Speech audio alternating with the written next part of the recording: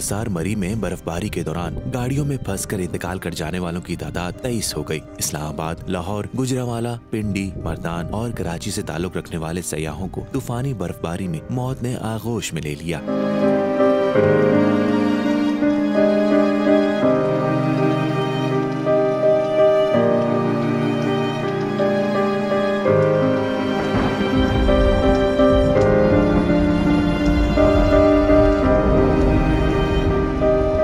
बर्फ में गाड़ी का साइलेंसर धंस जाए तो गाड़ी में जहरीली गैस कार्बन मोनोऑक्साइड फैल सकती है, जिसकी कोई बू नहीं होती। मरी में अमवात का सबब यही गैस बनी।